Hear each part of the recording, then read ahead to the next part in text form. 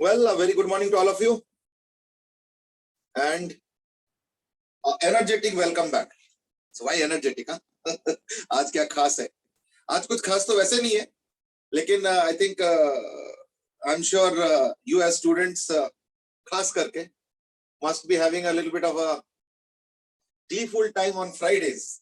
Friday था इसलिए मैंने खास बोला क्योंकि Friday आते ही थोड़ा सा एक उम्मीद होता है कि चलो वीकेंड है, हॉलीडेज होंगे। वो अलग बात है कि हॉलीडेज को लेके बहुत लोगों के अलग अलग ओपिनियन होता है कि नहीं हॉलीडे कहाँ होता है। चलो that's a different debate, let's not go into that. At least holiday from school ठीक है ना। अच्छा अभी तो चलो ठीक है, अभी माहौल अलग हो गया कि सब लोग घर में बंद गए। नहीं तो जब हम लोग छोटे थे ना, तो हम लोग के टाइम पे ना एक बड़े इंटरेस्टिंग हॉलीडे हुआ करता था कभी कभी, and that is to be rainy day holiday. अच्छा रेनी डे हॉलीडे जो है ना, नॉर्थ इंडिया में मैंने देखा बहुत कम, बल्कि ना के बराबर। I don't think you remember any holiday given specifically on rainy day. लेकिन हम लोग यहाँ पे होता था। I am from West Bengal by the way, from the small township of Durgapur. Maybe some of you have heard of the township because of steel plant that is there.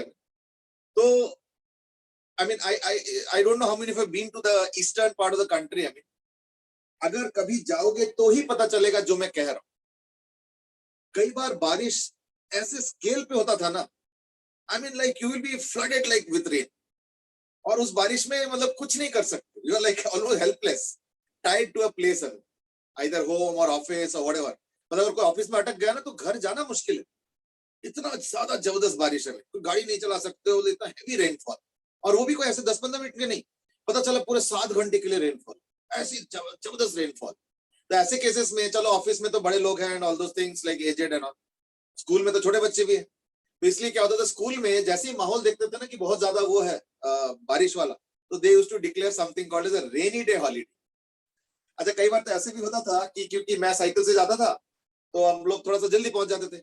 क्यों, खेलेंगे वहां पे, थोड़ा सा ग्राउंड था, तो हम लोग बहुत जल्दी पहुंच गए और पता चला बारिश उसके बाद स्टार्ट हुआ, तब तो और मजे क्यों, क्योंकि अब वापस आना है।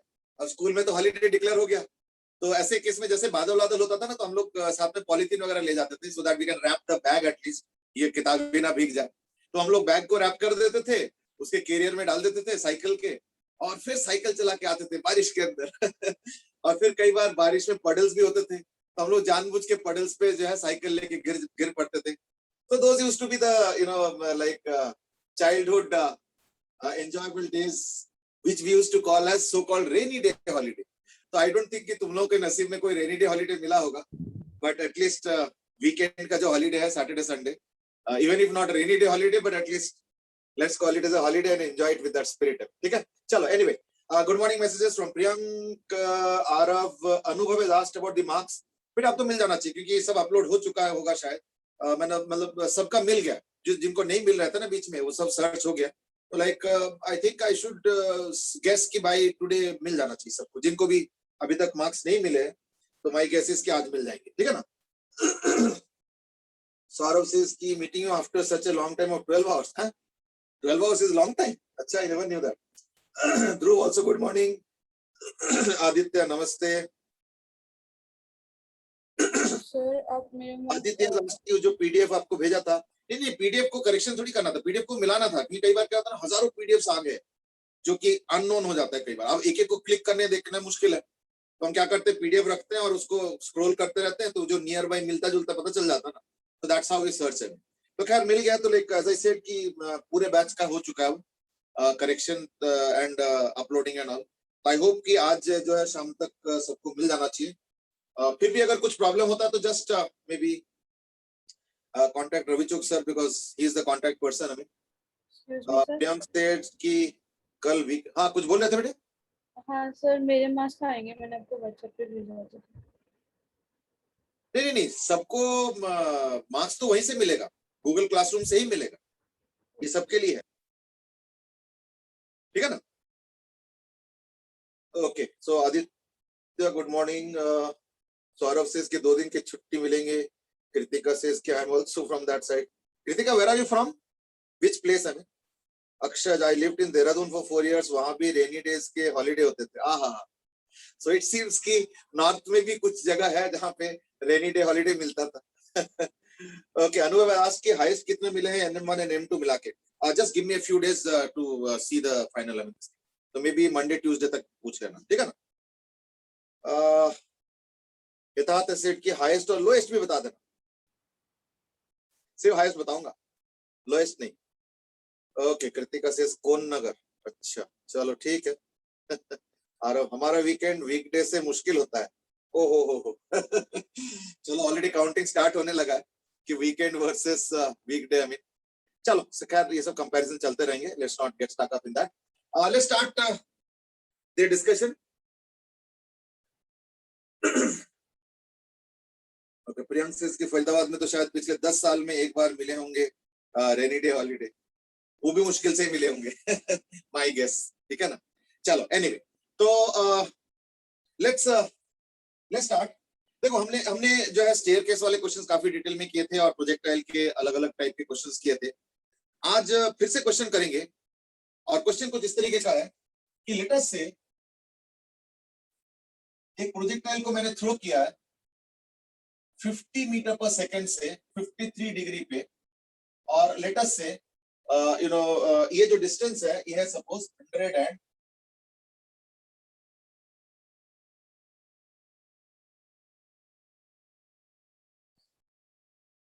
190 मीटर. तो प्रोजेक्टाइल जाके ऐसे हिट करेंगे और ऐसे गिरेंगे. तो ये डिस्टेंस निकालना. ठीक है, इसको पहले सॉल्व करके खत्म करो, फिर मैं क्वेश्चन पे कुछ और ऐड करूंगा. चलो, आदित्य दास की अप्रोक्सीमेट बता दीजिए हाईएस्ट मार्क्स. अप्रोक्सीमेट देखो 40 प्लस तो है. आई थिंक शायद 44 45 ऐसे कुछ, जहां तक मुझे याद है. ठीक है ना, अप्रोक्सीमेटली.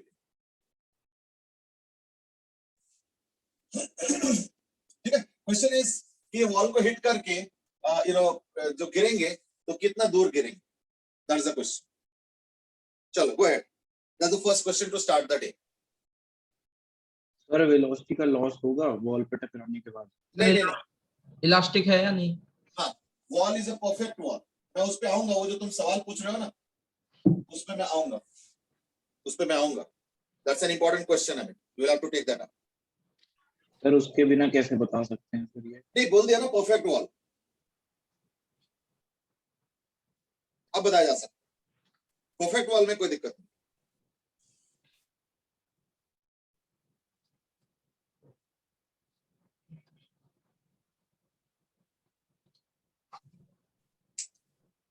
चलो गो अहेड करो.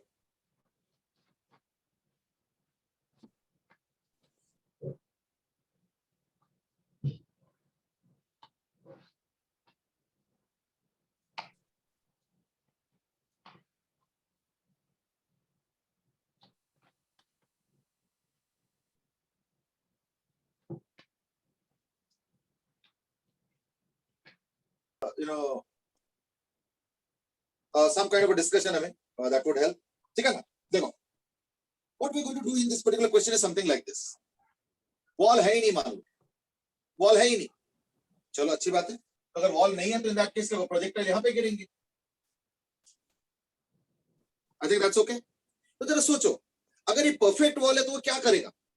तो सोच के देखो, परफेक्ट वॉल पता क्या करेगा. ये जो अगला वाला जर्नी था वॉल के पीछे का, उस चीज को वो सामने कर देगा, है या नहीं. यानी इसका सबसे पहले क्या करते हैं, रेंज निकालते हैं, है ना. तो आरवेज सेड की नहीं, ये तो वॉल को हिट ही नहीं करना. देख लेते हैं. तो रेंज निकालते हैं, कितना आ रहा देखते हैं. तो रेंज आ जाएगा 2 u square sine theta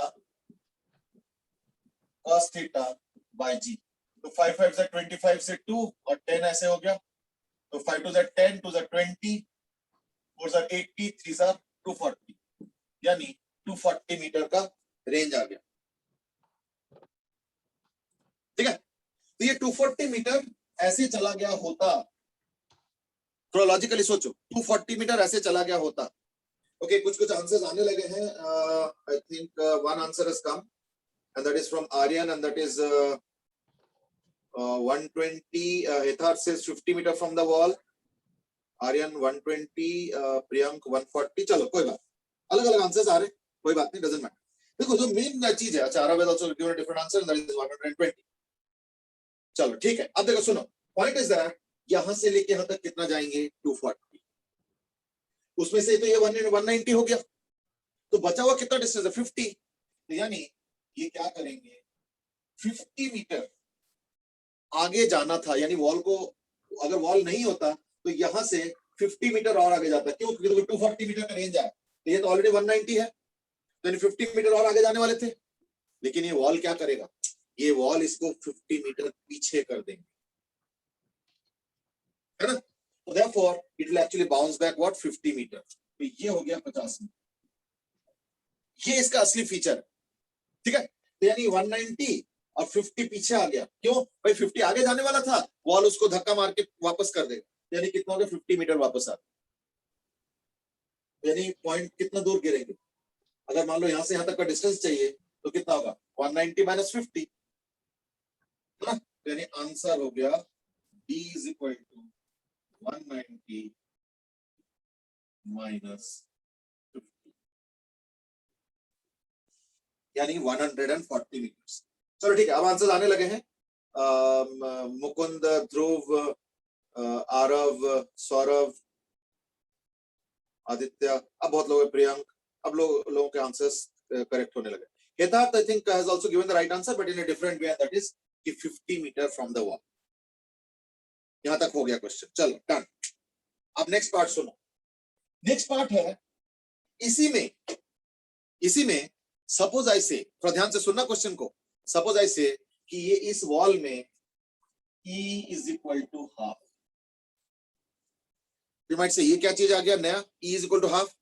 E is equal to half का मतलब पता है क्या है, कि ये जाके जिस हॉरिजॉन्टल वेलोसिटी से हिट करेंगे ना, उसके आधे हॉरिजॉन्टल वेलोसिटी से वापस आएंगे। ये कंसेप्ट याद रखना, ये कंसेप्ट जो याद रखना। तो मैंने क्या बोला, मैंने बोला जिस वेलोसिटी हॉरिजॉन्टल से जाके हिट करेंगे, नहीं मैं हॉरिजॉन्टल क्यों, एक्चुअली पता क्या होता है, hitting is what perpendicular to a wall. तो अगर वॉल ऐसे होता है तो हिटिंग मतलब ये हो गया वर्टिकल, और अगर वॉल वर्टिकल है तो हिटिंग मतलब हॉरिजॉन्टल। तो उसी चीज को चेंज करता है, उसके पैरेलल के वेलोसिटी को नहीं चेंज करेगा। तो देयरफॉर क्या होगा इस बार ना, इसके वापसी में हॉरिजॉन्टल वेलोसिटी आधा हो जाएगा, ठीक है?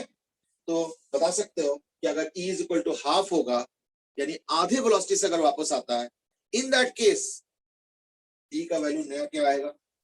चलो गो अहेड। वर्टिकल वेलोसिटी को कोई फर्क नहीं पड़ेगा? नहीं, vertical velocity is like parallel to the wall. देखो पैरेलल टू द वॉल पे कोई फर्क नहीं पड़ता है, परपेंडिकुलर टू द वॉल पे फर्क पड़ता है। और उससे क्या होता है उसके ऊपर और डिस्कस करूंगा मैं आज, और इसके बाद भी और क्वेश्चन करेंगे, बट पहले इस आइडिया को ऑब्जर्व करो। लेकिन एक आंसर बहुत पहले आ गया। अच्छा नियंत ने कुछ पूछे भी है, एक केस ऐसे भी तो हो सकता है कि जब बॉल जहां से प्रोजेक्ट की है वहां से पीछे चली जाए। हाँ बिल्कुल हो सकता है, ऐसे हो सकता है, बिल्कुल ऐसे तो हो सकता है, बिल्कुल। मान लो प्रोजेक्टाइल को ऐसे थ्रो किया यूं, और ये ऐसे जाने वाले थे, सपोज वॉल बहुत करीब है सपोज, तो इन दैट केस वही होगा नियंत जो तुम कह रहे हो। पता क्या होगा, ऐसे होके फिर यूं वापस आएंगे। क्यों भाई? देखो मैंने क्या बोला कि वॉल जितना आगे जाने वाले थे उतना ही धक्का मार के आगे कर देगा, तो ये वाला पोर्शन आगे जाने वाले थे तो उतना ही पोर्शन आगे कर देगा। यानी स्टार्ट तो ऐसे हुआ था यहाँ पे हिट के वॉल को, और ऐसे जाने वाले थे पर जा नहीं पाएंगे, क्या होगा, वापस आके ही पे आ जाएंगे। ये देखो ठीक है, खैर एनीवे इसका आंसर करो। ओके इसके आंसर्स कुछ आने लगे हैं। शौर्य has given आंसर 165, आर्यन ने भी 165 दे दिए हैं, कुछ और आंसर्स भी आ रहे हैं, प्रथम ने भी दिए हैं 165, अजितेश ने भी दिए 165। चलो गुड जॉब, बिल्कुल बिल्कुल सही।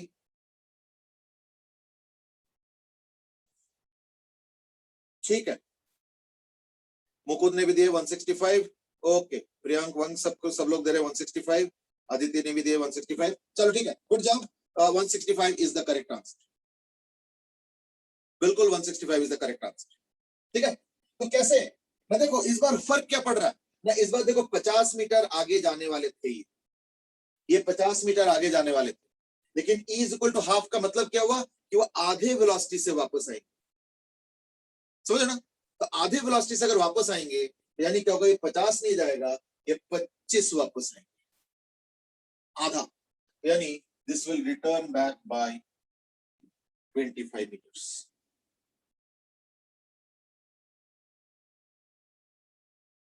ठीक है, तो अब जरा सोचो 50 मीटर आगे ना जाके ये 25 मीटर वापस आ रहा, तो फिर अब क्या होगा ना, अब आधा आधा का समझ में आएगा ना कि 50 मीटर नहीं, वापस आधा, ई इज इक्वल टू आधा है, मतलब आधे वेलोसिटी से वापस आएंगे, तो आधे वेलोसिटी से वापस आएंगे तो आधे डिस्टेंस कवर करेंगे, तो उधर 50 जाना था, लेकिन वापसी में क्या होगा, सिर्फ 25 वापस आ पाएंगे, तो ये 25 वापस आया, तो आंसर क्या होगा 190 माइनस 50 की जगह अब हम करेंगे 25। ठीक है, तो 190 माइनस 25 कितना आ जाएगा, 165, बिल्कुल सही, यानी ये हो जाएगा 165 मीटर्स। अब चेक करो प्लीज, आ लो।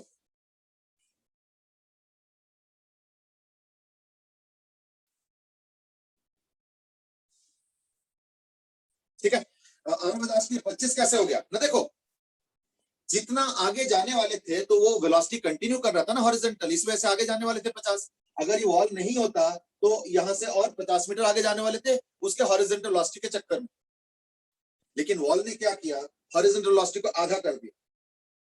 ठीक है ना, तो वॉल ने क्या किया, हॉरिजॉन्टल वेलोसिटी को आधा कर दिया वापसी में, तो देयरफॉर आधा डिस्टेंस कवर कर पाएंगे, है ना, तो यानी 50 मीटर आगे जाने वाले थे अगर वेलोसिटी में कोई चेंज नहीं होता आगे की तरफ, तो लेकिन E is equal to half का मतलब वेलोसिटी आधा होकर रिटर्न होगा, तो अगर आधा होकर रिटर्न होता है फिर आधा डिस्टेंस भी कवर करेंगे, तो 50 मीटर आगे जाने वाले थे उसके जगह 25 मीटर रिटर्न होगा आधा, तो अगर 25 मीटर यहां से रिटर्न होता तो यानी 190 माइनस 25 यानी क्या हो गया, 165 will be the answer, that's the case. देख लो सर लेकिन जिस पॉइंट पे वो हिट करेगी वॉल को, उस पॉइंट पे थोड़ी उसकी वर्टिकल और हॉरिजॉन्टल कंपोनेंट पैरेलल होंगे। नहीं नहीं होंगे ना, वो तो मैं कह रहा हूं नहीं होंगे, लेकिन उसका जो हॉरिजॉन्टल कंपोनेंट है ना, देखो ये हो गया बॉल को हिट करने के ठीक पहले का वेलोसिटी, तो उसका एक हॉरिजॉन्टल कंपोनेंट होगा, एक वर्टिकल कंपोनेंट,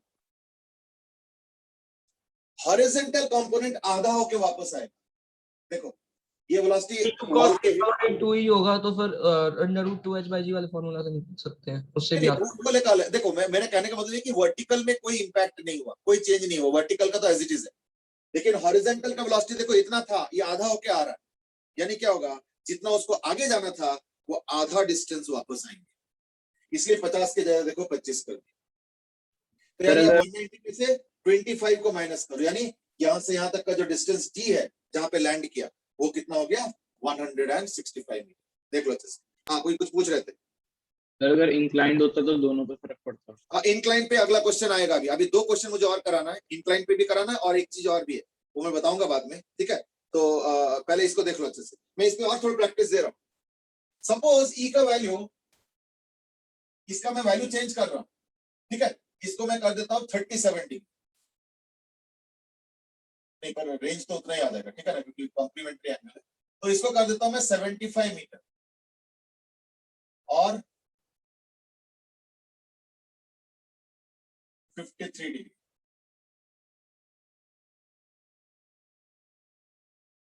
ठीक है, सेम क्वेश्चन, अभी फिलहाल ई इज इक्वल टू 1, पर क्योंकि मैंने अभी बेसिक क्वेश्चन समझा दिया, ये भी अभी भी 190 मीटर ही, क्योंकि अभी मैंने बेसिक क्वेश्चन समझा दिया तो देयरफॉर अब मैं सवाल पूछूंगा, आई विल आस्क क्वेश्चन।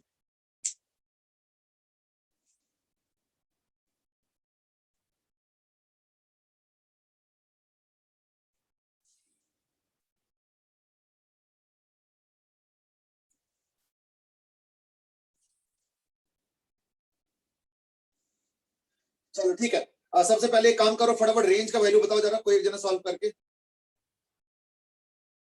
फिर मैं क्वेश्चन पूछना शुरू करूंगा। रेंज आ गया, इट सीम्स की रेंज आ गया 540, चलो सबने निकाल दिया रेंज को एज 540, चलो ठीक है, तो रेंज सॉल्व करके आ गया, तो ये ज्यादा तो चेंज हुआ नहीं, 53 डिग्री अभी भी वही है, अब बस ये कि 50 की जगह 75 कर दिया, तो ये हो जाएगा 75 into 75 into sin theta cos theta by g, यानी 4/5 into 3/5. तो 5 is 25 से 3 आ गया, और 2 into 75 तो लाइक 150 का 10 से करो तो 15 आ गया, और देख लो इसका कितना आ रहा है, 15 is 45 into 4, तो 180 into 3 and that is equal to 540. चलो ठीक है, यानी 540. अब देखो नियम तुमने अभी थोड़ी देर पहले पूछा था कि ऐसे भी तो हो सकता है कि इस तरफ चला जाए, बिल्कुल जा सकता है. तो ये बताओ कि ये जो फिगर मैंने बनाया ये सही है गलत है? तो लेट somebody take up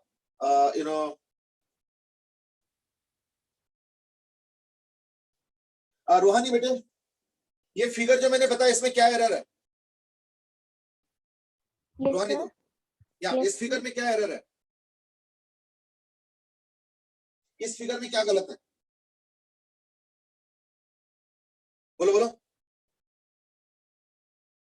इस फिगर में क्या गलत है बताओ?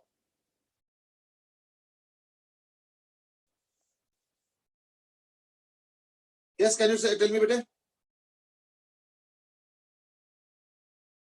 Okay, no answer till now. चलो बाउंस बैक करके डिस्टेंस कम कवर किया. हाँ बेटे,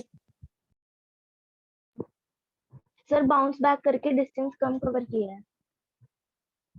नहीं नहीं, ये इस फिगर का एरर है. थोड़ा क्लियरली बोलो, अभी लैंग्वेज उतना अच्छे से नहीं आ पाई कि मैं पकड़ पाऊं.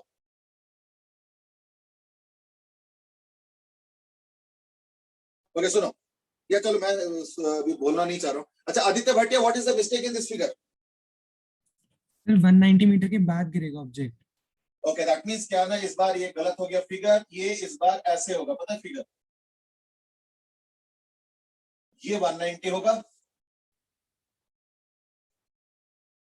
ठीक है, और इस बार ऐसे गिरेंगे, है ना, क्योंकि 540 बहुत ज्यादा होता है. तो एक्चुअली क्या था कि ये ऐसे गिरने वाला था, ये यहां पे गिरने वाला था. अगर वॉल नहीं होता तो वो वहां पे गिरता, तो कितना आगे गिरता? 540 में से 190 माइनस करेंगे, है ना. So this would have been 540 minus 190, क्योंकि 540 रेंज आया. तो 540 माइनस 190 मतलब कितना हो गया? 350. यानी ये 350 आगे गिरने वाला था, वॉल से 350 आगे गिरने वाला था. लेकिन अब क्या हो गया, 350 वापस आएंगे, यानी इस बार ये हो गया 350. क्यों भाई? वॉल से अगर आगे 350 जाने वाले थे तो उतना ही वो पीछे आ जाएगा, वॉल से 350 आगे आके गिरेंगे. ये देखो, this how it is going to fall. अगर ये 350 होता है और ये तो 190 है ही है, तो यानी इस बार इस तरफ डी हो जाएगा. नियम तुमने जो बताया था उसी के तरह एग्जांपल मैंने दिया, so that it gets conveyed. तो अब क्या होगा, इस तरफ गिरेंगे. कितना दूर गिरेंगे ना, ये डिस्टेंस आ जाएगा. अब कितना? 350 160. Minus 190. I hope you are getting it. यानी हो जाएगा 350 माइनस 190, यानी 160 मीटर. अब चेक करो, ठीक है. ध्रुव has given the right answer. Dhruv Kamboj, Ajitesh has also given the right answer. Mukund, कई सारे राइट आंसर आए हैं, लेकिन इतने सारे पढ़ के सुनाना मुश्किल है. ओके मुकुंद, अजितेश, ठीक है. All right answers we have got. हमें चलो, गुड जॉब. ठीक, तो ये 160 मीटर आ गया. अब मैं इस क्वेश्चन को चेंज करने वाला हूं, दोबारा करना है तुमको, ध्यान से करना. अब E is equal to half है, तो क्या हो जाएगा? Go ahead. E is equal to half है, ठीक है. मैं इस फिगर को मिटा देता हूं. अगर इस फिगर को किसी को कॉपी करना है तो कॉपी कर लो फटाफट. इस फिगर को मिटाना पड़ेगा क्योंकि अब नया क्वेश्चन है. E is equal to half के लिए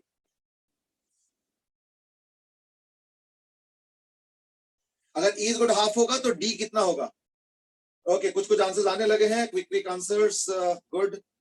15 मीटर अब राइट हो जाएगा. 25 मीटर शौर्य से, मुकुंद 15, आदित्य 15, सौरभ 15, भूमिज आल्सो 15. चलो गुड. मानिया, आदित्य, रूहानी, आदित्य शर्मा, आदित्य राज, ठीक है. सब आप दे रहे हैं 15 मीटर. आर्यन तोमर 15 मीटर. चलो ठीक है. 2-4 जने आंसर नहीं दिया तो maybe I will just try to pick up somebody who has not answered. Palak भी 15 मीटर दे रहे हैं, बिल्कुल सही. भूमि यादव सही है एकदम, ठीक है। Vaishnavi can you be on air बेटे? Vaishnavi yes sir. ओके, एक चीज बताओ मुझे कि अब इस बार ये फिगर सही है क्या? नो सर, इस बार तो वो 175 मीटर पहले गिरेगा, हाँ, तो इससे क्या होगा? तो मतलब वो 190 से आगे गिरेगा।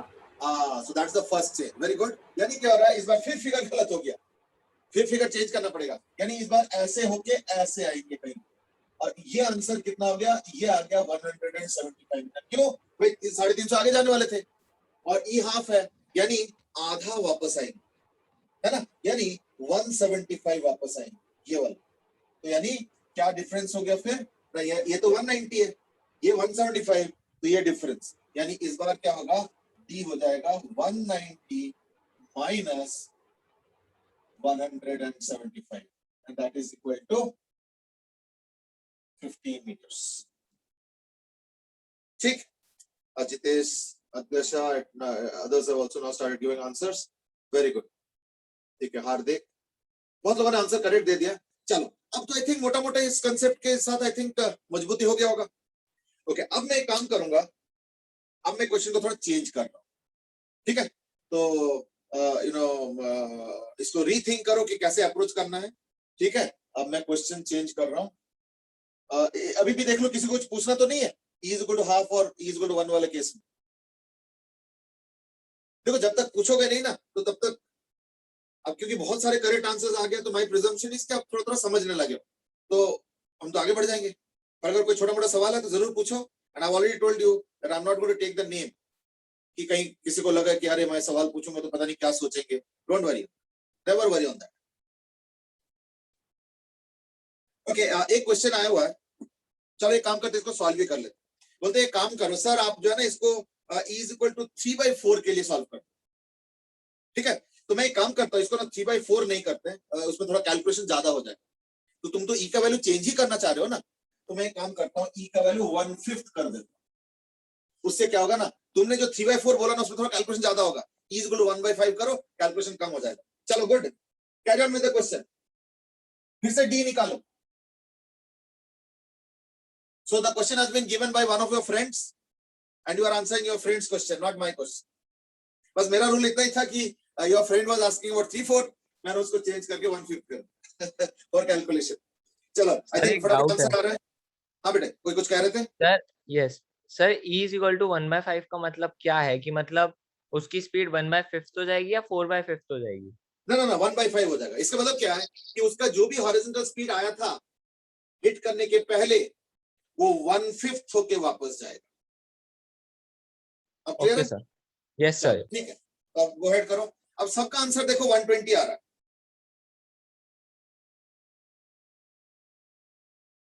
ठीक है ना? सबका आंसर देखो 120 आ रहा है।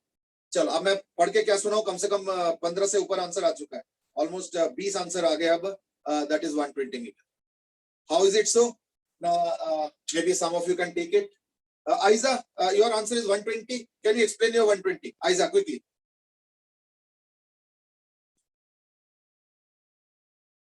Aiza? Yes, sir. हाँ बेटा, जल्दी। So, this type, the speed will be reduced by horizontal speed will be reduced by 1/5. एक मिनट Velocity, sorry. रुको, अभी प्रॉब्लम है। You know, sometimes one word can change the answer very drastically. एक सवाल का जवाब दो। Suppose, Aiza, I am giving you the values containing this only so that you understand where the mistake is happening in the sentence. Suppose I say कि तुम्हारे पास 350 रुपए है, ₹350, मैं 350 देख के ही 350 दे रहा हूं, ध्यान रखो। And your money has reduced by 1/5, तो कितने बच गए तुम्हारे पास? 350/5. No. Sorry, oh my god. 350 minus 350/5. अब देख रहे हो, एक बाई वर्ड से कितना फर्क पड़ता है। Okay, let me change my answer. Now your answer is correct. Let me change my question. Suppose I say कि तुम्हारे पास 350 रुपीज है and your money has reduced to 1/5। अब कितने रह गए तुम्हारे पास? 350/5. यानी 50 रुपए रह गए ना? Yes, sir. यानी दो शब्द यूज किया गया, एक है बाई और एक टू। तो बाई में अलग आंसर आता है, टू में अलग आंसर आता है, ठीक है। अभी बताओ, तुमने जो आंसर दिए थे अभी, उसमें यू आर सेइंग कि that the speed is reducing by 1/5, is the language okay? No, sir. तो क्या होना चाहिए? Speed is reduced to 1/5. बिल्कुल सही। और याद रखना, मैं आइजा को नहीं बोल रहा हूं, I am talking to everybody here. कई बार एक एक शब्द के वजह से आंसर का मीनिंग बदल जाता है। अब मान लो मैंने क्वेश्चन पढ़ा ही नहीं और तुमने ये सेंटेंस बता दिया that the speed is reducing by 1/5, चलो ठीक है, तो मैं कैलकुलेटर, अच्छा 1/5 तो कम हो गया, ठीक है, 350 में से 1/5 यानी इतना कम हो गया, तो इतना बन गया, तो मेरा तो आंसर अलग आ जाएगा, है ना। चलो anyway, please continue with the answer, rest of the things you are saying correct, बस मैं वो एक शब्द को करेक्ट करने के लिए इतना इंटरवेंशन किया। गो अहेड, या carry on, Yes, sir. Carry on करो, बोलो बोलो। Yeah the answer is still incomplete, तो like please carry on and continue the answer, and पूरा पूरा समझाओ, जल्दी करो आइजा।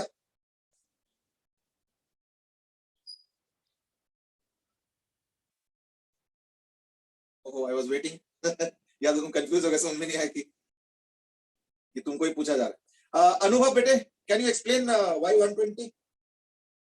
जल्दी करो अनुभव। Yes sir. हाँ, 120 क्यों, थोड़ा जल्दी बताओ। सर 1/5 से कम भी तो सर 350 से 70 हो, एक मिनट बताओ। हाँ, यानी इस बार वापसी हाँ। में 175 ना होके इस बार कितना हो जाएगा ना, ये हो जाएगा 70 मीटर, तो देयरफॉर क्या हो जाएगा? 190 minus 70 120। 190 minus 70 यानी 120 मीटर। इजी क्वेश्चन है, कोई दिक्कत नहीं है।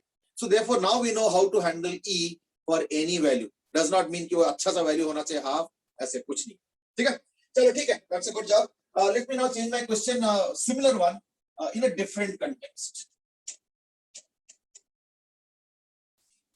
लेकिन एक चीज जो है ना, आई hope you understood, is that when we talk of science and especially the language of science, one has to be very very exact.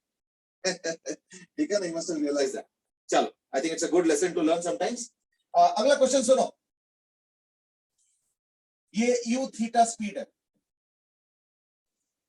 ये पहला प्रोजेक्टाइल u थीटा से लॉन्च किया गया, ये काम करो u नॉट थीटा नॉट, और इस बार ग्राउंड में E गिवन है। ग्राउंड में E गिवन है का मतलब क्या हो रहा है? का मतलब हो गया कि जो वर्टिकल वेलोसिटी है वो हर बार E टाइम्स बनता जाएगा ऑफ द प्रीवियस वैल्यू, ठीक है। तो ये प्रोजेक्टाइल ऐसे होगा, फिर अगला थोड़ा कम होगा, अगला थोड़ा कम होगा, अगला थोड़ा कम होगा। तो ये सपोज है nth प्रोजेक्टाइल, ये ऑब्वियसली फर्स्ट प्रोजेक्टाइल है, ये सेकेंड प्रोजेक्टाइल है, ऐसे चलता जाएगा चलता जाएगा। वैसे तो तुम बोले तो फोर्थ हो गया, फोर्थ नहीं, डॉट डॉट लगा दो, यानी बीच में और भी कुछ बाउंसेस हुए थे। This is the nth projectile, that's what is given. तो nth प्रोजेक्टाइल का तुमको un बताना है, और इसका जो एंगल है थीटा n है सपोज, तो तुमको क्या क्या बताना है? un बताना है, थीटा n बताना है, उस प्रोजेक्टाइल का टाइम ऑफ फ्लाइट भी nth का बताना है, मैक्सिमम हाइट nth का बताना है, और nth वाले का रेंज बताना है, ठीक है। But before you start, I will just give you one line as hint, and that is, याद रखना मैंने क्या बोला हुआ है कि जो भी वॉल होता है, चाहे वॉल ऐसे हो, चाहे वॉल ऐसे हो, या इवन इंक्लाइन प्लेन हो, तो हमने वर्टिकल वॉल को तो अच्छे से डिस्कस कर लिया था, अब तो मिटा दिया मैंने, अब हम हॉरिजॉन्टल ग्राउंड को डिस्कस कर, लेकिन एक कंसेप्ट हर एक में कॉमन आएगा, क्या कि वॉल चाहे ऐसे हो, चाहे ऐसे हो, चाहे ऐसे हो, याद रखना जब भी इंक्लाइन पे कोई कोलिजन होगा, मतलब हिटिंग करेंगे, तो उसका जो perpendicular to the wall component है, ठीक है ना, उस पे ही सिर्फ ई का कंसेप्ट लगता है। यानी जो parallel to the wall concept है या पैरेलल टू द जो वॉल वेलोसिटी है, वो एज इट इज रहेगा, उसमें कोई चेंज नहीं, चाहे वो ऐसे ले लो, चाहे ऐसे ले लो, चाहे ऐसे ले लो। तो यानी परपेंडिकुलर टू द वाले कंपोनेंट में ई का कंसेप्ट लगेगा, और पैरेलल टू द वॉल के कंसेप्ट में क्या होगा कि वेलोसिटी सेम रहेगा। That is the idea. चलो गो अहेड। अरे लास्ट की ये तो कोई जेई के वाला क्वेश्चन है ना, एक्चुअली देखो जेई में इस टाइप के क्वेश्चन आया है, अब यही एग्जैक्ट तो अब क्या बताना है ना, ये तो बताना बड़ा मुश्किल है। सर इसका ये क्या है? ई का वैल्यू ई है, इस बार जनरल कर दिया मैंने, कोई हाफ 1/3 नहीं दिया, तो क्या हुआ, तो यानी अगर यू से जाता है तो ई टाइम्स यू होके आएगा, ओके सर। अगर हाफ देता हूं मैं तो यू से जाता है तो यू बाई 2 से आता है। लेकिन ध्यान रखना कौन सा कंपोनेंट, सिर्फ परपेंडिकुलर टू द वॉल, यानी इस बार ग्राउंड, सिर्फ वही कंपोनेंट चेंज होगा, दूसरा कंपोनेंट चेंज नहीं होगा, साथ में वो भी ध्यान रखना। चलो go ahead and try to find out the answer. Aditya ask what is the value of e, नहीं ये ना अलजेब्रिक क्वांटिटी है, तो देयरफॉर ई का वैल्यू ई ले लो। अब हाफ 1/3 देके क्या फायदा, जनरलाइज कर लो, क्या दिक्कत है। कौन सा यू और थीटा का भी वैल्यू दिया मैंने कुछ भी नहीं दिया, मैं कह रहा हूं यू और थीटा के टर्म्स में आंसर दे दी, कोई दिक्कत नहीं। क्वेश्चन में निकालना क्या है वो नहीं बता दो। क्वेश्चन में सब कुछ निकालना है, देखो सारे क्वेश्चन से है, यानी nth प्रोजेक्टाइल के सारे वैल्यूज निकालो कि प्रोजेक्टाइल का स्टार्टिंग का वेलोसिटी क्या होगा, उसका एंगल क्या होगा, उसका हाइट मैक्सिमम हाइट क्या होगा, उसका रेंज क्या होगा, टाइम ऑफ फ्लाइट क्या होगा, सब कुछ निकालना है। क्या नहीं निकालना है वो बताओ। Sir I cap J cap में निकाल सकते हैं ना पहले वाले का। देखो ऐसे कोई वेक्टर तो है नहीं ये सारे, अगर पहले वाले को आई कैप जे कैप में करना चाहते हो most welcome, I have no issues.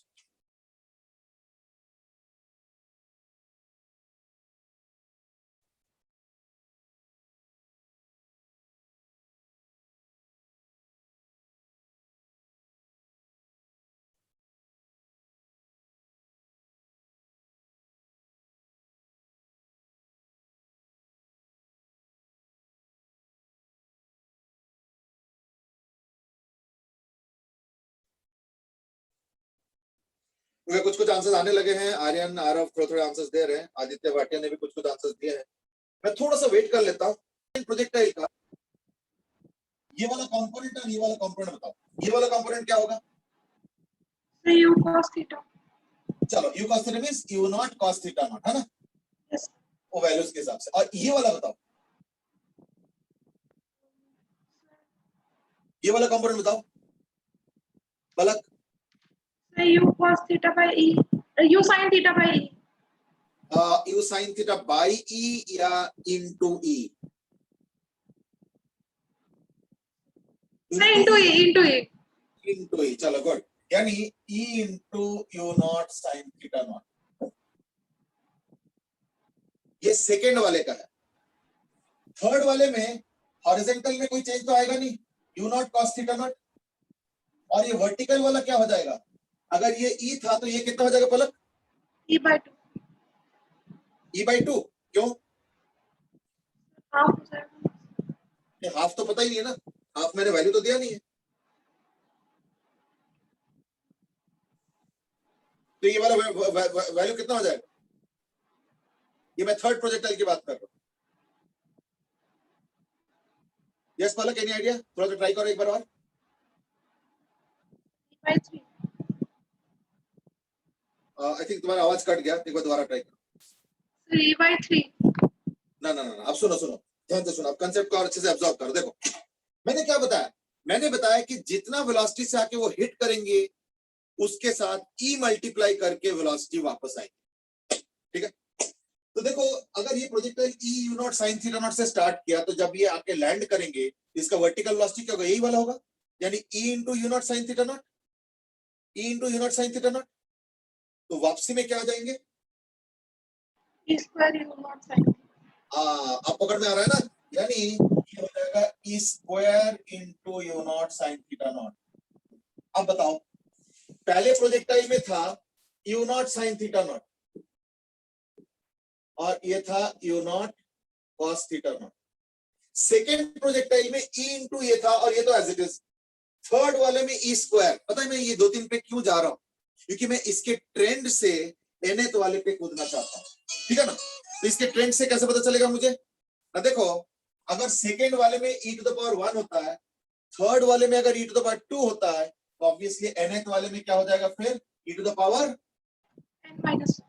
वाह बढ़िया, यानी nth प्रोजेक्टाइल का अब डिटेल आ गया, u naught cos theta naught और ये हो जाएगा e to the power n-1 into e naught sin theta naught. और एक बड़ा इंपॉर्टेंट चीज, ये जो कंपोनेंट है यही तो तुमको टाइम ऑफ फ्लाइट देगा ना, टाइम ऑफ फ्लाइट क्या होता है? 2 इंटू यू का y कंपोनेंट अपॉन जी। अगर तुम एक पार्टिकल को यू से फेंकते हो तो ये कितना देर बाद वापस आता है? इसके ऊपर हमने बहुत डिटेल डिस्कशन किया हुआ है। अगर यू से फेंकते हो तो हाईएस्ट पॉइंट तक जाने में u बाई जी लगता है और वापसी आने में भी u बाई जी लगता है, यानी वापस आने का टोटल टाइम कितना हो गया? 2 इंटू यू बाई जी। इस बार u तो नहीं है ना, इस बार क्या है? e to the power n minus 1 u naught sine theta है u के जगह। देयरफॉर टाइम ऑफ फ्लाइट तो आ गया, तो टाइम ऑफ फ्लाइट आ गया 2 into e to the power n minus 1 u naught sine theta naught by g। देख लो अच्छे से, just because I have written does not mean that you have to accept. You will accept only when you are convinced. Time of flight मैंने लिख दिया। किसी को दिक्कत है टाइम ऑफ फ्लाइट में? देख लो एक बार। सर हाँ जी, सर थीटा चेंज नहीं होगा? हाँ बिल्कुल थीटा चेंज होगा, बल्कि मुझे एक क्वेश्चन और पूछना है, थीटा एन क्या होगा? बिल्कुल चेंज होगा, अब मैं उस पर आ रहा हूं। देखो, सपोज तुमको थीटा एन निकालना है, ये है वो थीटा एन। थीटा तो चेंज होगा, पर जो इनिशियल का वर्टिकल कंपोनेंट है उसके टर्म्स में मैं सारा वैल्यूज निकाल रहा हूं। इसका मतलब ये नहीं कि थीटा कांस्टेंट रह गया, थीटा एन ही तो निकालना है। कैसे निकालोगे? tan थीटा क्या होता है ना? वर्टिकल कंपोनेंट अपन हॉरिजॉन्टल कंपोनेंट।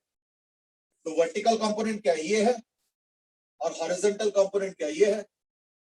ठीक है, अब हु वाज आस्किंग दिस बेटे? Sir Aisa. Okay fine, Aiza you only answer this question. अभी बताओ tan थीटा n कितना हो गया?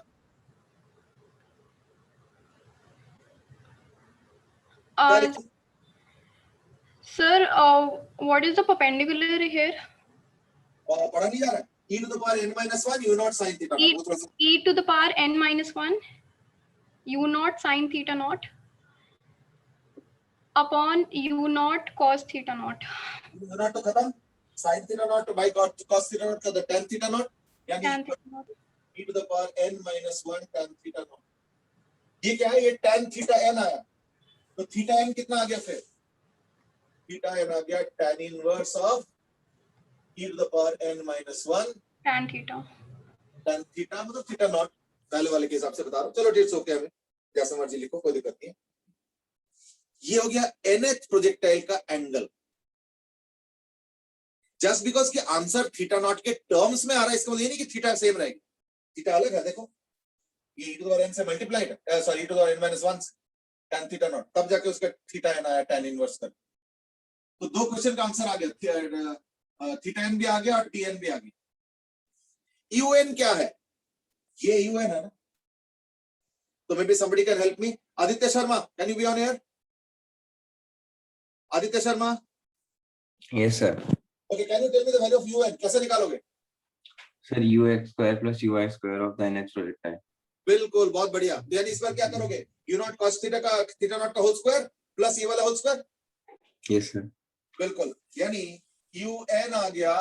देखो एकदम सही आंसर आ रहा है इसको, यानी u naught cos theta naught whole square plus e to the power, थोड़ा बड़ा एक्सप्रेशन होगा, चलो वो तो चलता है, u naught sin theta naught whole square. देखो किसी को दिक्कत हो रहा है तो पूछते जाओ साथ साथ, क्योंकि ये क्वेश्चंस अदरवाइज ना धीरे धीरे बढ़ते जाएंगे आगे। तो देखो ये भी आ गया, ठीक है। चलो then somebody help me in that height. वैसे आंसर्स बहुत सारे आ रहे हैं, प्रियंक, हार्दिक, बहुत सारे लोगों ने आंसर दिया है, पर अभी इतना टाइम नहीं कि मैं आंसर एक एक को चेक करूं। You know who will give the answer now? संकल्प, संकल्प can you be on air बेटे? संकल्प, यस सर। हाँ जी बेटे, आप बताओ मुझे मैक्सिमम हाइट कैसे निकालोगे? अच्छा एक काम करो, इस क्वेश्चन का आंसर मत दो।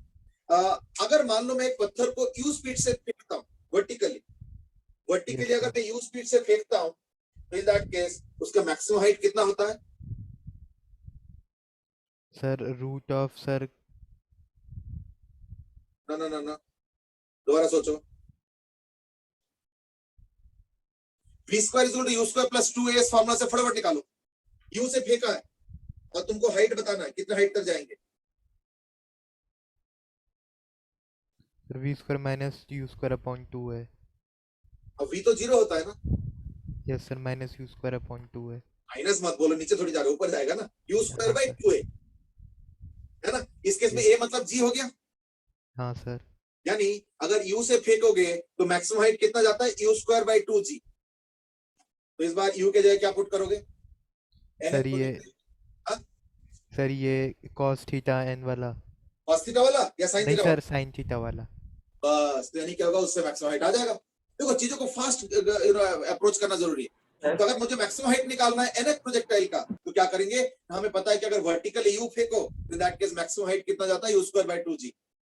बस इस बार u के जगह मैं क्या करूंगा, ये वाला पुट करूंगा। सर एक डाउट, हाँ मैंने कुछ बोल रहे थे। सर वो जो टाइम ऑफ फ्लाइट है सर, उसमें un में भी मल्टीप्लाई होगा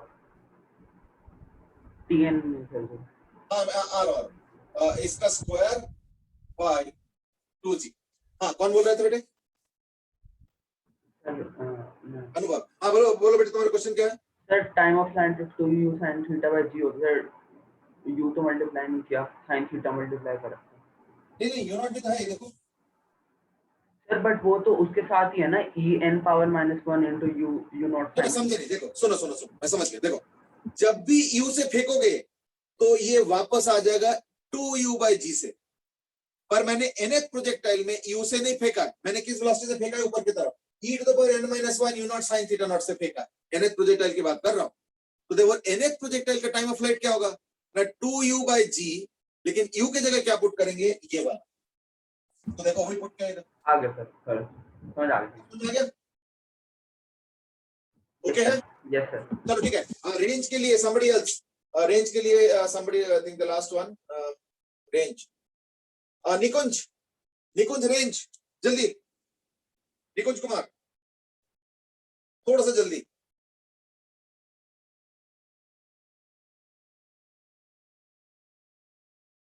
कहाँ हो भाई? ओहो, तो तुम मैसेज क्यों कर रहे हो, माइक्रोफोन पे आ जाओ ना।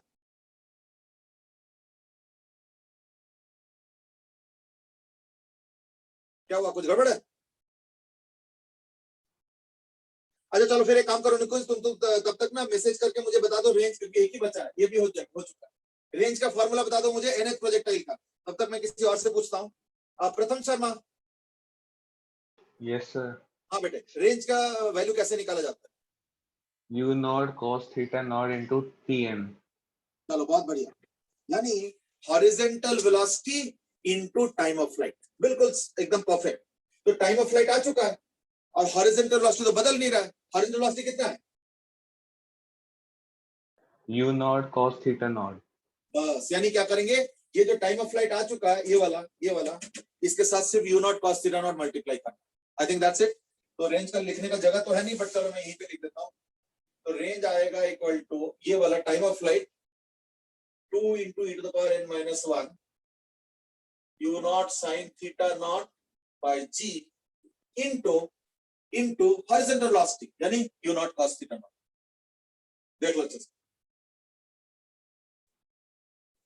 सर अगर लैंडिंग डिस्टेंस निकालेगी पॉइंट ऑफ रिजेक्शन से कितनी दूर गिरेगा फाइनली?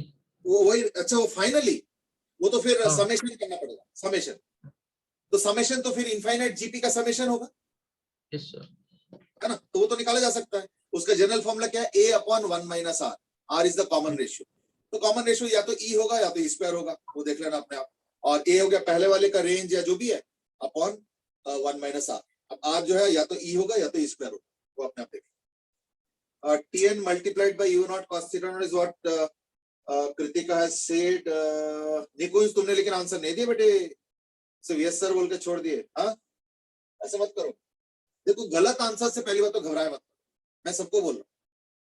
गलत आंसर होता है तो कई बार ना सीखने को मिलता है, नंबर 1। नंबर 2 इज दैट कई बार छोटे छोटे गलतियां अगर तुमको पॉइंट आउट कर दिया जाए ना, तो you will also learn better and we also all learn new things. जैसे मैंने आज बताया ना, एक शब्द हेरा फेरी से कितना आंसर में फर्क पड़ता है, तो ये सब चीजें भी तो इंपॉर्टेंट है ना, इसलिए आंसर गलत से घबराना। चलो anyway, we have finally managed to find out all things regarding a projectile which has a value of e also. तो हमने ई वर्टिकल में कर लिया, हमने ई हॉरिजॉन्टल में भी निपटा लिया। अब हम इंक्लाइन प्लेन पे ध्यान दें। चलो नेक्स्ट क्वेश्चन।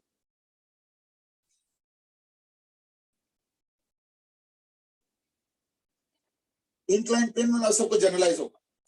तो ये हो गया इंक्लाइन प्लेन, ये 37 डिग्री है, ठीक है, और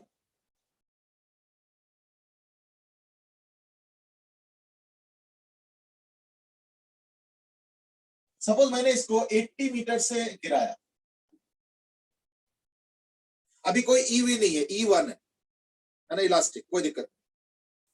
तो ऑब्वियसली फिर ये यूं आएंगे,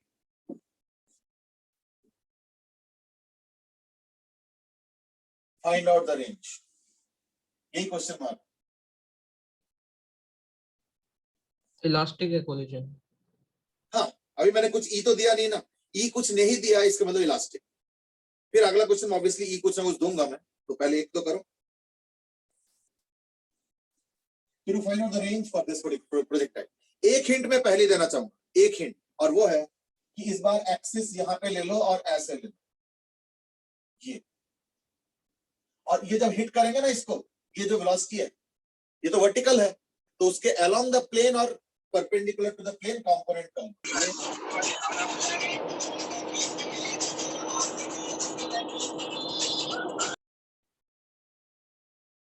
गाने वाने में चला रहे हो क्या?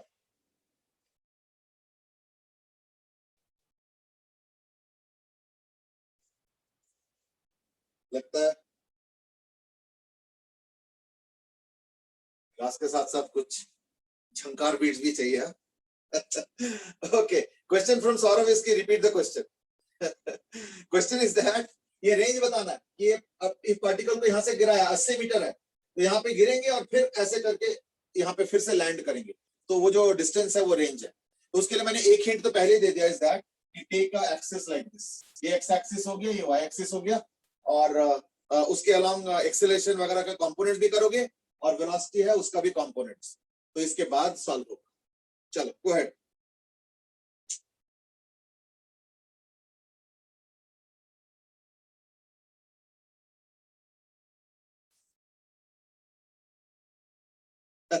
आरएसएस की 12th के क्लास में, उसमें भी एक दिन कोई गाना था, एक्चुअली 12th के क्लास में बताता हूँ, एक दिन ना,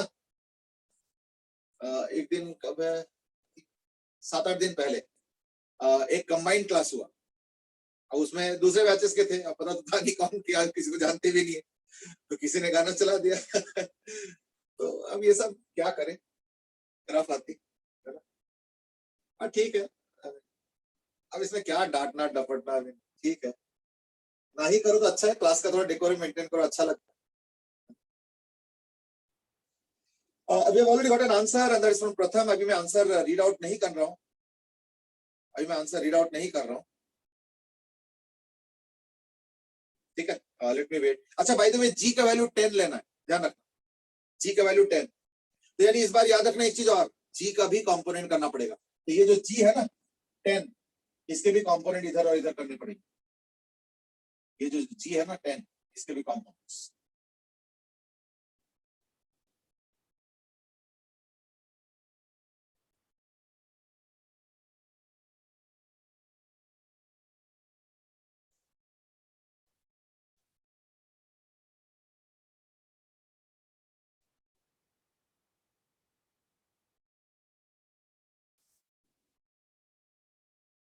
ओके प्रथम, यू चेंज योर आंसर, चलो कोई बात नहीं, कुछ मिस्टेक डिटेक्ट हुआ होगा शायद।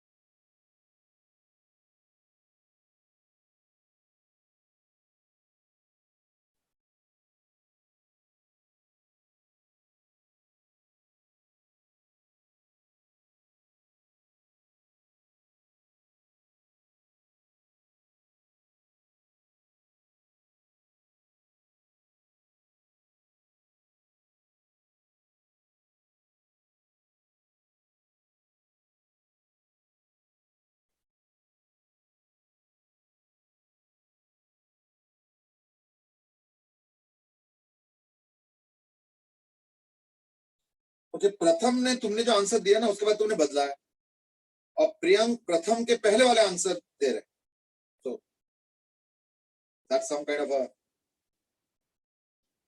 mix of experience है ना।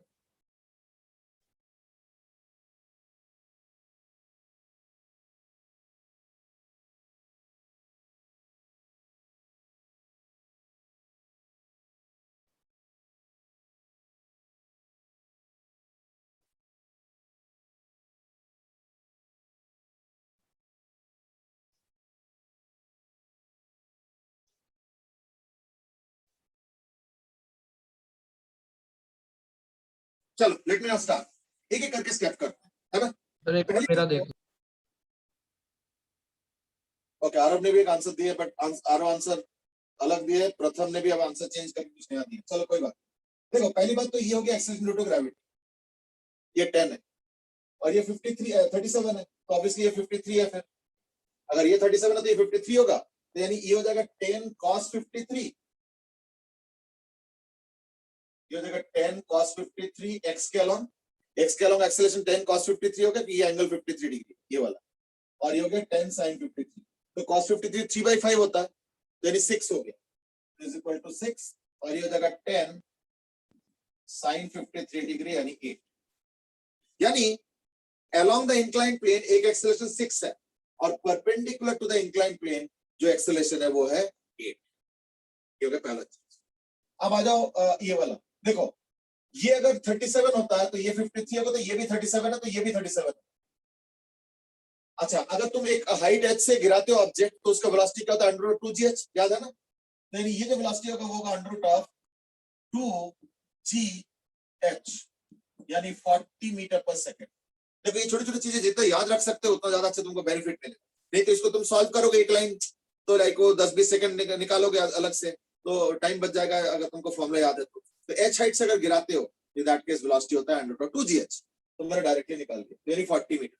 तो ये 40 हो गया, लेकिन हमें तो अलोंग द प्लेन और वो चाहिए, तो अगर ये 40 होता है तो ये हो गया 37 डिग्री, तो ये हो गया 40 cos 37, cos 37 होता है 4/5, है ना? तो यानी कितना आ गया 32 मीटर पर सेकंड, और ये कितना हो जाएगा फिर ना, ये हो जाएगा 3/5, यानी 24 मीटर पर सेकंड। देखो प्रोजेक्टाइल को अच्छे से समझने का एक आर्ट और भी है, प्रोजेक्टाइल को अच्छे से समझने का एक आर्ट और भी है, वो क्या है कि x को अलग से स्टडी करो और y को अलग से स्टडी करो। This is also art of handling a projectile. तो अब मैं इसके y को स्टडी करूंगा पहले, क्यों? क्योंकि y के अलावा, क्योंकि इस बार e का वैल्यू 1 है, तो यानी अगर ये 32 है तो यानी वापसी में भी 32 ही होगा, यानी बाउंस बैक करने के बाद ऐसे करके जो बाउंस करेंगे ना तो उसका वर्टिकल वेलोसिटी 32 होगा और हॉरिजॉन्टल मतलब horizontal along the inclined plane, along the inclined plane 24 metre. आगे अब हमें पता है कि वर्टिकल अगर फेंकते हो u से तो वापसी आता है 2u/g, but that is when the acceleration is g, पर इस बार g नहीं है, इस बार एक्सेलरेशन 8 है, ये वाला एक्सेलरेशन। इसलिए इस बार टाइम ऑफ फ्लाइट में जो आंसर आता है ना 2u/g, तो u के जगह क्या पुट करोगे 32 और g के जगह क्या यूज करोगे 8, ठीक है? यानी u के जगह और g के जगह देखो क्या यूज करना 8। ये स्टार दे रहा हूं मतलब ये कि g के जगह तुम 10 मत यूज कर लेना, तो मैंने लिखा नहीं है पर मैंने वर्डिंग्स में बता दिया कि फॉर्मूला अगर ये वर्टिकल फेंको तो 2u/g से वापस आता है, तो अगर इंक्लाइन प्लेन पे फेंकोगे तो वो वाला 2u अपॉन g के जगह सब्स्टिट्यूट करके जो भी एक्सेलरेशन आएगा तो जो कि 8 आता है। तो यानी टाइम ऑफ फ्लाइट इंटरेस्टिंगली क्या हो गया, फिर आ गया 8 सेकंड, ठीक है?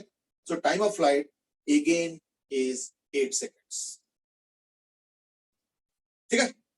अब उस 8 सेकंड में ये हॉरिजॉन्टल में भी कवर करेंगे, कितना कवर करेंगे ut plus half at square, है या नहीं? तो वो कितना हो जाएगा ना, u के जगह क्या पुट करेंगे, यानी रेंज कितना आ गया, ये रेंज है, रेंज कैसे निकालोगे ut plus half at square, u के जगह क्या पुट करोगे 24, t के जगह क्या पुट करोगे 8 प्लस हाफ, a के जगह क्या पुट करोगे, अब a के जगह देखो 6 पुट करेंगे, क्यों? क्योंकि इसके अलोंग जो a है वो 6 है। देखो बड़ा क्रिटिकल है इसके वैल्यूज ठीक से पुट करना, और t स्क्वायर तो निकल ही चुका है, t तो 8 सेकंड है, यानी t square is equal to 24 into 8, ठीक है ना? तो यानी 192 प्लस हाफ इंटू 6 और ये 64, तो 64 into 3, तो 64 ये भी 192 यार, ठीक है? देख लो जैसे, यानी 384 में, ठीक है, अब देख लो ये है फाइनल आंसर 384। 384 वाला आंसर मैं देख रहा हूँ कुछ कुछ लोगों ने दे दिए बाद में, बाद में कई लोगों ने आंसर चेंज भी किए इन द मीनवाइल, ठीक है ना। एंड दैट इज प्रियंक ने भी चेंज कर लिया, आदित्य, आरव, प्रथम, भूमिजा, कई ने आंसर दिए हैं, थोड़े थोड़े मिस्टेक्स भी आए हैं। I think first correct answer was from Priyank and then from Divit also. Velocity दिया तो हॉरिजॉन्टल में कैसे आ गई? हॉरिजॉन्टल में हॉरिजॉन्टल में वेलोसिटी जो हमने वर्टिकली जैसे हुआ है। नहीं, इस बार हॉरिजॉन्टल थोड़ी है, इस बार तो इंक्लाइन के अलोंग है ना, यानी इस बार इसको हॉरिजॉन्टल वर्टिकल मत बोलो, इस बार बोलो along incline and perpendicular to incline. Sir हमने परपेंडिकुलर टू इंक्लाइन फैक्ट है ना, मतलब कि प्रोजेक्ट हुआ है बाद में। नहीं, परपेंडिकुलर टू इंक्लाइन प्रोजेक्ट नहीं हुआ है, प्रोजेक्ट तो ऐसे हुआ है vertical with respect to ground, तो ऑब्वियसली फिर वो इंक्लाइन प्लेन के परपेंडिकुलर यहाँ पे है, तो बार मैंने यहाँ से ड्रॉप किया तो वेलोसिटी ऐसे आया, तो ये जो वेलोसिटी आया उसके अलोंग द प्लेन भी एक कंपोनेंट है और परपेंडिकुलर टू द प्लेन भी कंपोनेंट है। तो मैंने पहले ही बोला है अलोंग द प्लेन कंपोनेंट में कोई चेंज नहीं है, इसलिए देखो 24 का 24 ही लिया। हाँ, परपेंडिकुलर टू द प्लेन ये वाला कंपोनेंट इधर चला। अच्छा सर, इसके मतलब कि दो हॉरिजॉन्टल और वर्टिकल भी होंगे 40 देखो के। हॉरिजॉन्टल मैं ना हॉरिजॉन्टल वर्टिकल वर्ड से थोड़ा सा बचना चाह रहा हूँ, क्योंकि इस बार हॉरिजॉन्टल वर्टिकल नहीं है, इस बार along plane perpendicular to plane, तो I think that should be the terminology, नहीं तो फिर इसमें कंफ्यूजन का स्कोप है। ठीक है, तो मैंने क्या किया, परपेंडिकुलर टू द प्लेन में प्लेन को यूज करके टाइम ऑफ फ्लाइट निकाला, ठीक है, और जो अलोंग द प्लेन है उससे क्या होगा, रेंज निकलेगा। तो इस बार अलोंग द प्लेन में भी एक्सेलरेशन है और परपेंडिकुलर टू द प्लेन तो एक्सेलरेशन होता ही है, तो वो एक्सेलरेशन 8 है और अलोंग द प्लेन एक्सेलरेशन 6 है। देखो यहाँ पे कंपोनेंट्स भी कर रखे हैं, कंपोनेंट अगर नहीं आ रहा है तो वो भी पूछ लो, पूछने में कहीं कुछ छोड़ो मत। तो ये देखो एंगल मैंने देखा, ये 37 डिग्री है तो ये 53 है और ये है जी, तो ऑब्वियसली फिर अगर जी ये है तो ये हो जाएगा एंगल के साथ वाला जी cos 53 और ये जी sin 53, तो रेस्पेक्टिव वैल्यू 6 और 8, तो 6 अलोंग द प्लेन और 8 परपेंडिकुलर टू द प्लेन, और बाउंसिंग के बाद इसका वेलोसिटी 32 है, तो ये वर्टिकल वेलोसिटी है और ये एक्सेलरेशन है 8। तो फॉर्मूला होता है अगर u से फेंको तो 2u/g वापसी आने का, पर इस बार u के जगह कौन सा लिया है, ये वाला u यानी 32, और g के जगह कौन सा लिया है ना, g का ये वाला कंपोनेंट यानी 8। तो देखो उससे क्या होगा ना, टाइम ऑफ फ्लाइट हो गया 8 सेकंड। ये एक एक छोटे छोटे चीजें इंपॉर्टेंट है, टाइम ऑफ फ्लाइट भी आसानी से नहीं निकला है, थोड़ा सा वो इंक्लाइन सब कुछ यूज करना पड़ा, तो 8 सेकंड आया, उतने ही 8 सेकंड में वो अलोंग द प्लेन भी जा रहा है, वही रेंज है, पर इस बार अलोंग द प्लेन में भी एक्सेलरेशन 6, तो वो भी लेना पड़ेगा। तो देखो अलोंग द प्लेन जो रेंज निकलेगा वो कैसे निकलेगा, ut + ½ at², u क्या है, ये वाला u 24, तो देखो ut t मतलब 8 सेकंड प्लस ½ a बोलते कौन सा, ये वाला एक्सेलरेशन यानी 6, तो ½ a और t² मतलब 8 का स्क्वायर। अभी जो हमने डिस्कस किया ये था for a case when the vertical velocity means perpendicular to the velocity is remaining the same. क्यों, क्योंकि हमने इलास्टिक यानी E = 1 लिया। अब इसमें चेंजेस हो सकते हैं, तो वो भी हम लोग हैंडल करेंगे एक एक करके। तो मे बी जो है ना कल तो नहीं, मे बी एक बार मंडे एक बार थोड़ा सा डिस्कस कर लेंगे, और उसके बाद शायद ये चैप्टर हम खत्म करना चाहेंगे Monday. But before we wind up today, क्योंकि टाइम खत्म हो रहा है, 2 थिंग्स। नंबर 1 इज दैट एक तो इसके ऊपर थोड़ा प्रैक्टिस कर लेना, वो सब तो है ही है। Second thing is that Sunday I would again remind कि जो भी तुमने वीक चार्ट बनाए थे लास्ट वीक में, देखो जरा प्रोग्रेस कितना हुआ है। कम ज्यादा हो सकता है, डू इट ऑनेस्टली, कम अगर हुआ तो कोई दिक्कत नहीं, कम का ही लिखो, उससे ना एक प्लानिंग बनता है। ऐसे ना हो कि पता चला मैंने टारगेट किया 200 क्वेश्चंस और हुआ सिर्फ 70 क्वेश्चंस, तो देखो अगले वीक का टारगेट थोड़ा कम रखो, कोई बात नहीं। देखो टारगेट अचीव करके धीरे धीरे बढ़ाओ, कोई दिक्कत नहीं। लेकिन अगर मान लो बार बार टारगेट फेल होता है ना, फिर मन नहीं कर रहा, क्या चार्ट भेजना है, दिखता हूँ 250 होता है 50 है, छोड़ो बेकार है। इससे अच्छे कि टारगेट एक हफ्ते थोड़ा कम रखो, 70 रखो, उसको अचीव करो, 70 की जगह 80 करो, फिर लगता है नहीं 70 तो हो जाता है, हाँ 50, तो फिर अगले बार मन करेगा 100 का। तो ये होता है इसका तरीका। You have to induce yourself also. You should not always demoralize yourself. क्या अरे टारगेट तो 250 करता हूँ, होता है 25 है, तो अगले बार 25 टारगेट मत करो, अगले 250 मत करो, अगले बार टारगेट करो 60, फिर अचीव करो, फिर आना ठीक है इतना तो हो जाता है, कहाँ 60 कर दिया था मैंने, नहीं बढ़ाऊंगा 80 करो। ये होता है इसका स्पिरिट और तरीका। ठीक है, चलो anyway, I will just remind एक second. I will remind you again on Sunday so that you all fill up the chart and send. तो जिन्होंने last week नहीं भेजे हैं वो भी add on करो, भेजना शुरू कर दो. इस वीक का जो भी अचीवमेंट था प्लस अगले वीक का टारगेट लेके, और जो लोग पिछले हफ्ते भेजे थे, कई लोग भेजे थे, तो वो लोग जो है अपने पिछले वीक का ही उसी चार्ट में अगले वीक का भरना शुरू कर दो with the target of the next. That would be the suggestion for Sunday. Hopefully I get a lot of messages on Sunday. अभी कुछ मैसेज आ रहे हैं from R1, that is chemistry में एक दिन में 20-25 क्वेश्चन करना सही है या कम होगा? नहीं, I have no assessment.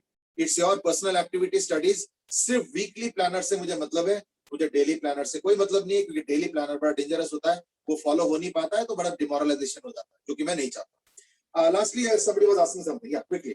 Sir इस क्वेश्चन में अगर एक्स एक्सिस जो हमने नया लिया है उसमें स्पीड इनटू टाइम लगा के रेंज निकाल सकते हैं यूटी प्लस No, क्यों?